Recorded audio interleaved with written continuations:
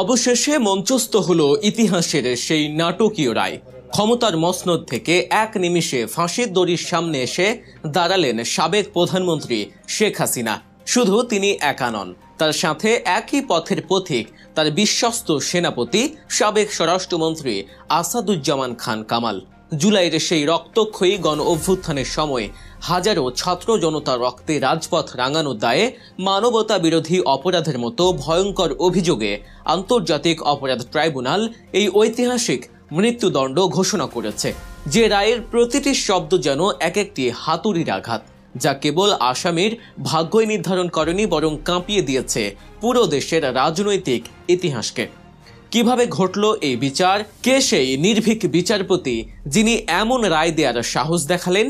আর পর্দার আড়ালে ঘটে যাওয়া সেই সব চাঞ্চল্যকর তথ্যই আজ আমরা তুলে ধরব আপনাদের সামনে। জুলাই মাসের সেই উত্তাল দিনগুলোর কথা ভাবুন।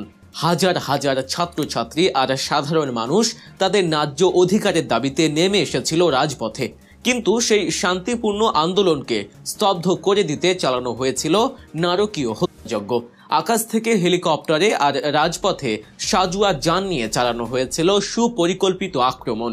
সেই রক্তের দাগ শুকানোর আগেই শুরু হয়েছিল বিচারের দাবি, আর সেই দাবিরই চূড়ান্ত পরিণতি হলো এই রায়। আন্তর্জাতিক অপরাধ ট্রাইব্যুনাল এক বিচারপতি মোহাম্মদ গোলাম মর্তুজা মজুমদারের নেতৃত্বাধীন 3 সদস্যের বেঞ্চটি এই রায় ঘোষণা করে। দুটি সুনির্দিষ্ট অভিযোগে শেখ হাসিনাকে দোষী সাব্যস্ত করে তাকে মৃত্যুদণ্ড দেয়া হয়। এই রায় ঘোষণার সাথে সাথে আদালত কক্ষে নেমে আসে পিনপতন নীরবতা। উপস্থিত আইনজীবী, সাংবাদিক এবং সাধারণ মানুষ যেন বিশ্বাসই করতে পারছিলেন না যে দেশের সর্বোচ্চ ক্ষমতাধর একজন ব্যক্তির বিরুদ্ধে এমন রায়ও হতে পারে। এই রায়ের কেন্দ্রবিন্দুতে যিনি রয়েছেন তিনি হলেন বিচারপতি মোহাম্মদ গোলাম মর্তুজা মজুমদার। কে এই বিচারপতি? তার পরিচয়টা জানা খুবই জরুরি। তিনি কেবল একজন বিচারকই নন, তিনি বাংলাদেশের বিচার ব্যবস্থার একজন জীবন্ত কিংবদন্তি। ফেনী জেলার ফুলগাজী উপজেলার আনন্দপুর ইউনিয়নের হাসানপুর মজুমদার বাড়ির এক কৃতি সন্তান তিনি। তার জন্ম হয়েছিল 1960 সালের 15ই জানুয়ারি। ঢাকা বিশ্ববিদ্যালয় থেকে আইন বিষয়ে সর্বোচ্চ ডিগ্রি এবং LLM অর্জন করার পর তিনি বিচার বিভাগে যোগ দেওয়ার স্বপ্ন দেখেন। 1982 সালে তিনি BCS পরীক্ষায় উত্তীর্ণ হন এবং 1983 সালের 20 এপ্রিল বিচারক হিসেবে তার কর্মজীবন শুরু করেন।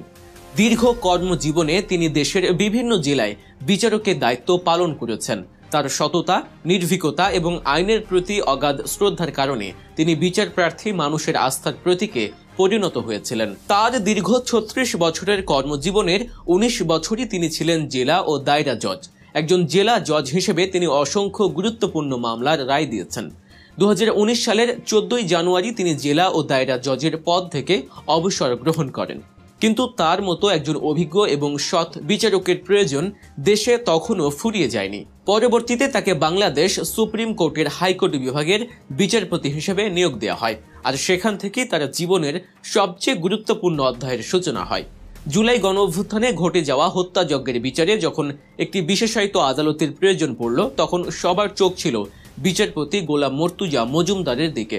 তার অতীতের রেকর্ড এবং নির্ভীক মানসিকতায় তাকে এই গুরু দায়িত্বের জন্য সবচেয়ে যোগ্য ব্যক্তি হিসেবেই প্রমাণ করে। সুপ্রিম কোর্টের পরামর্শে সরকার আন্তর্জাতিক অপরাধ ট্রাইব্যুনাল পুনর্গঠন করার সিদ্ধান্ত নেয়।